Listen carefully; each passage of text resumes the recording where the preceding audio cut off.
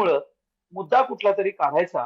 म्हणजे आज जे काही झालं त्यानंतर लगेच उद्धव ठाकरे या संदर्भात असं बोलले होते, या संदर्भात सुरू झालं. मग मला एक कळत नाही, जर आज तुम्ही एकनाथ शिंदे यांच्यावरती हा आरोप करत असाल, तर मला एका गोष्टीचं आश्चर्य आहे, की म्हणजे ज्या वेळेला उद्धव ठाकरे बोलले होते, ते नेमकं कुठलं टायमिंग होतं आणि ते कुठल्या संदर्भात बोलले होते?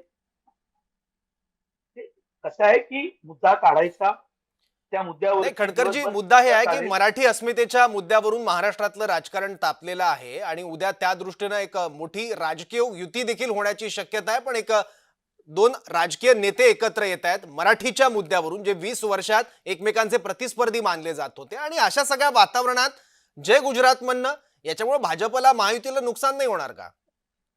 मी तुम्हाला एक स्पष्ट सांगतो बघा, हम्म. कसं आहे, युती मराठीच्या मुद्द्यावरती अजिबात होत नाही. हम्म.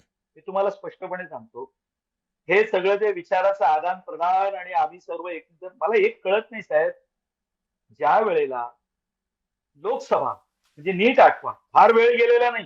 हम्म. लोकसभेला ज्या वेळेला राज ठाकरेंनी पाठिंबा दिला, तेव्हा त्यांची तुम्ही खिल्ली उडवली. हम्म. विना अट, विना शर्ट आणि सगळं हे बोलणारे उद्धव ठाकरेच होते. नंतर खुलासा झाला की राज ठाकरेंनी मागणी केली होती की मराठी भाषेला अभिजात भाषेचा दर्जा मिळाला पाहिजे. आम्ही ते काम केलं सुद्धा. त्याचे श्रेय घेण्याचं ज्यांनी घ्यावं त्यांच्यासाठी तो विषय मोकळा आहे.